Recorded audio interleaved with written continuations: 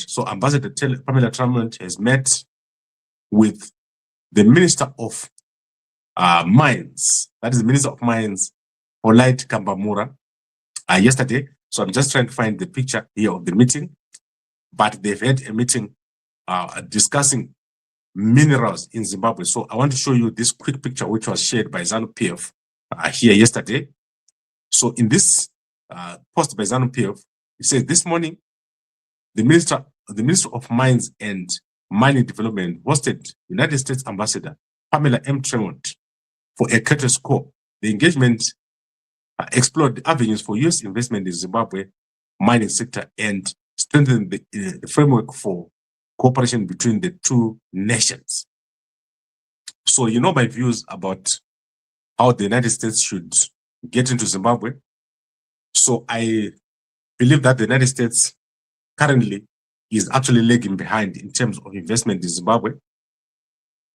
And this is because they're obviously trying to balance their human rights approach and the new approach of focusing on investment. So what I would suggest for the United States, as I said before, is not to go through government channels.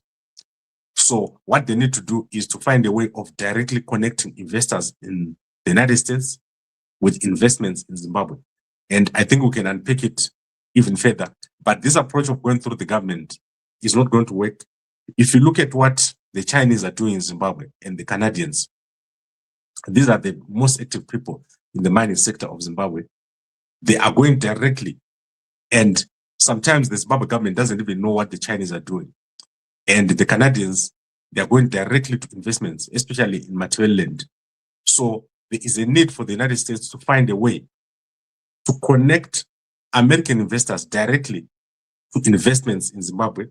So there needs to be a way to identify where exactly is the investment opportunity, and then who locally can become the contact, and how that local contact can connect to capital in the United States.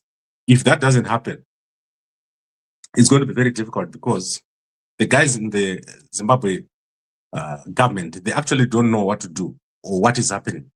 So if you look at ZIDA, so ZIDA is the people who are supposed to be doing the actual investments.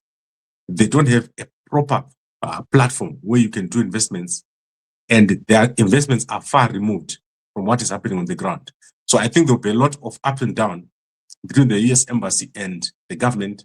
And eventually, when they realize that they need to go directly to the investment, like the Chinese. So the Chinese, they don't even waste time going to government. You won't see them standing around the government. They go exactly where the investment is.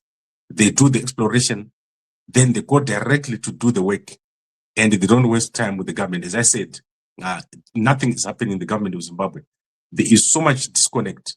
And if you try to invest in Zimbabwe, you understand it. Who exactly is responsible? Where is the opportunity? That is very difficult to find. And I'm sure that many people who go to invest in Zimbabwe will realize that, like I've done when I've gone into Zimbabwe many times, I've realized that there's actually no structure or no platform where you can invest when you're in Zimbabwe. You have to make that investment yourself, because there's a lot of minerals, but they are not sitting out there for you to pick up. You have to go and dig up and find them. And then in terms of South Africa, the Chinese are going to be destroying the motor industry.